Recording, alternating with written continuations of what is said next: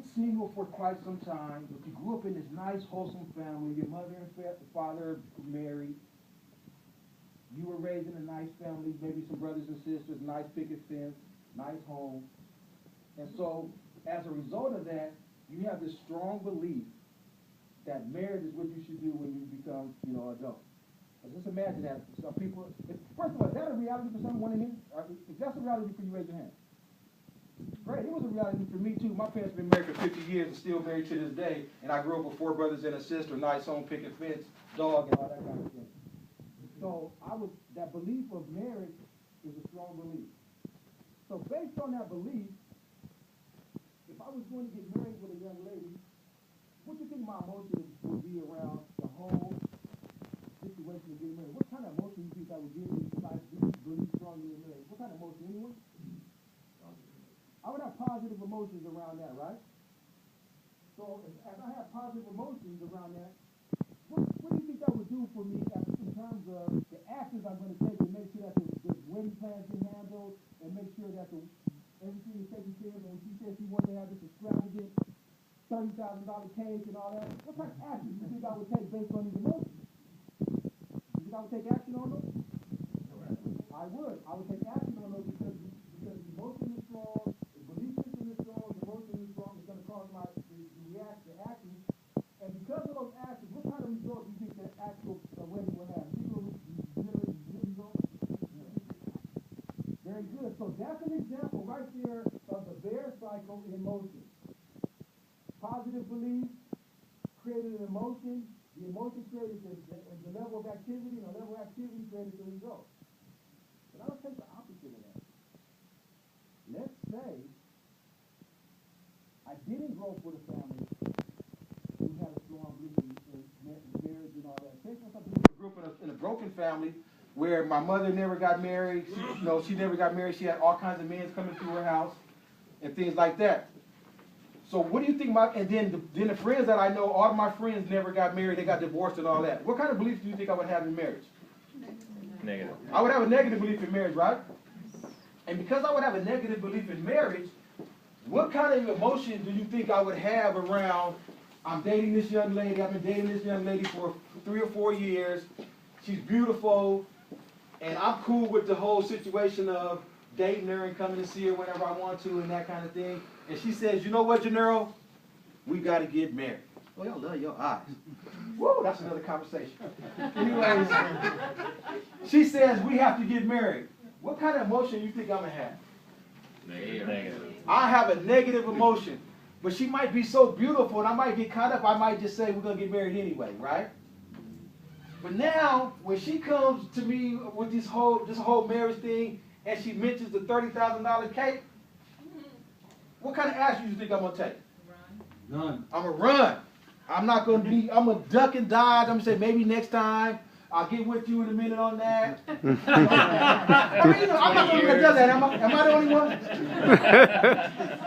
Ladies, I'm not the only one that do that. You guys see that. That's what guys do. That might be because they don't have a strong belief or a strong emotional attachment to what's going on. Think about that. So if I have the negative belief, the low emotional connection to it, my action is going to be low. What kind of results do you think the wedding is going to have? Failure. It's going to be a failure. So that's a classic example of the bear cycle in motion. So this is what I want you to take away from the conversation around the bear cycle.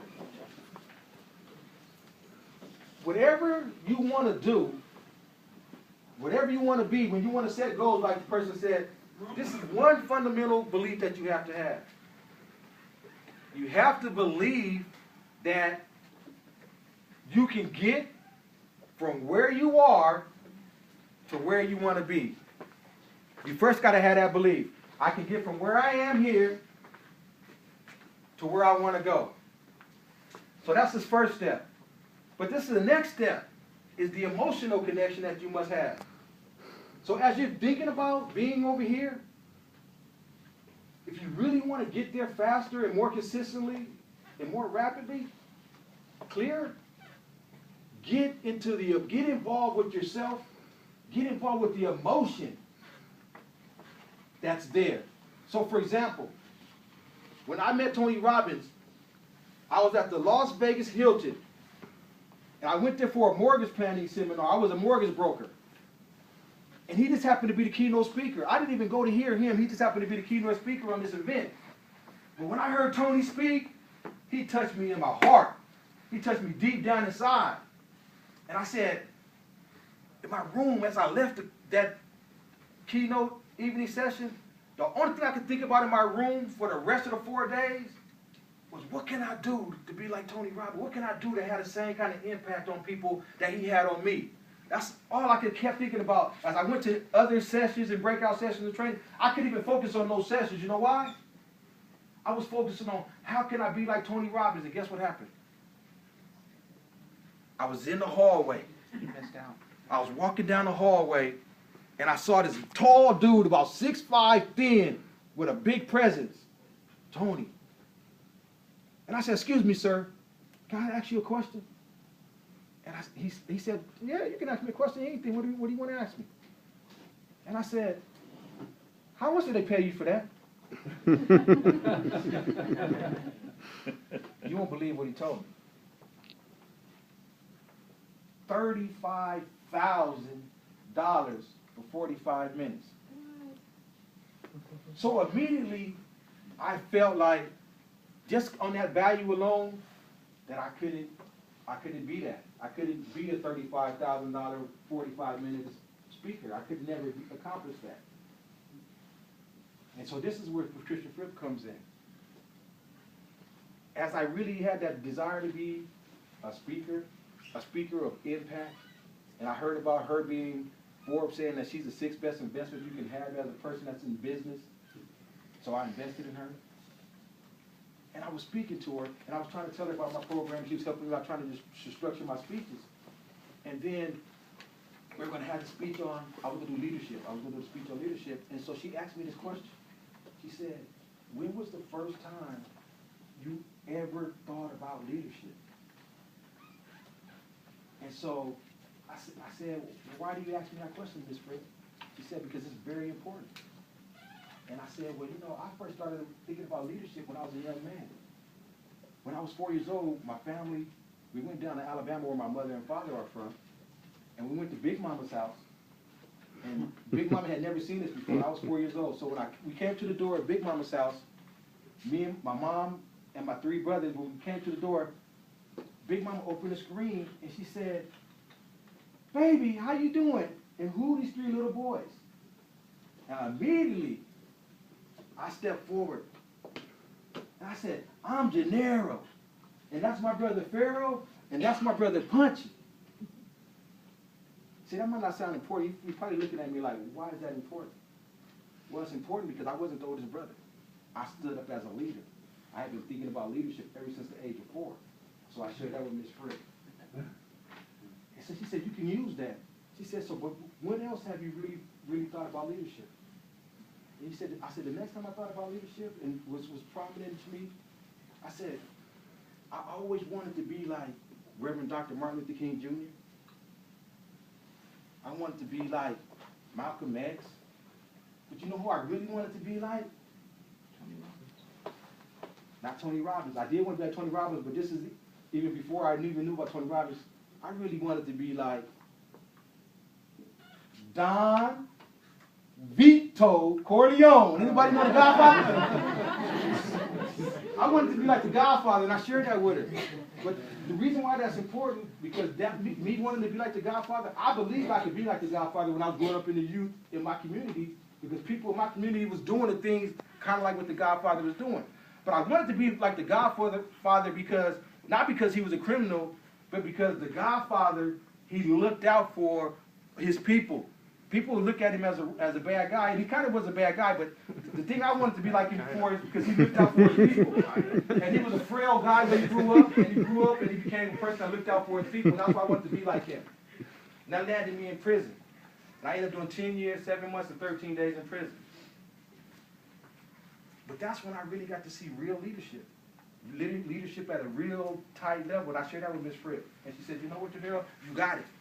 That's what you need to do. She said, you need to take that with you, your message, and you need to take that to the stage with you.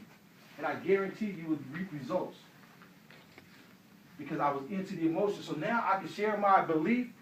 Because of her, she gave me the belief that I can go from where I was to where I am. Where I am, just so you know, I'm speaking to crowds as large as 8,000 people. It's very easy for me to get a $35,000 check to speak for 45 minutes. It's because I believed in what she told me. So now I go on the stage with true authenticity. So I can go on the stage and deliver all my emotion. And when I give leadership trainings at Google, Sony, and places like that, I can tell my story about how I thought about leadership when I was a 4-year-old kid, and how I wanted to be like Don Corleone, and how I spent 10 years, 7 months, and 13 days in prison, and how I read book after book after book, 794 of those book after books after books about leadership, how to win friends and influence people. A man's search for meaning. You familiar with Viktor Frankl? The deepest depths of my life, Viktor Frankl said, a man will search for a meaning, and a man will not think about where he's at and what he's going through. A man thinks about where he's going to. And that's how a man searches for meaning. And so I had the power, now I had the belief, I had the emotion, I did all the actions it takes. I invested in coaching and reading and all that. And you know what the results were? I'm a professional speaker today. I live off of sharing my story and giving leadership messages all over the world. I'll be in Brazil May 26th, Cucamo, northeastern Brazil. I'm a relationship coach, speaking to 15,000 people from all over the country from person-centered approach to psychotherapy, all because I went through this bear cycle and lived it. But you know what? There's nothing special about me. If you take whatever you believe in, believe you can go from here, there, get yourself wrapped up into the emotion of what it would be like when you do it. That's why a lot of young athletes, you can see them become athletes and they make it. You know why? Because when they're shooting that shot, they're in their emotion and they're believing as if they're really in an NBA championship game. Or they're catching that touchdown pass in the game. They're in that emotion. And they actually push themselves to do the actions, all the hard work that it takes. And then they get the results. But you can do it too. Nothing special about me. So remember this bear cycle. We're going to move on to the next section.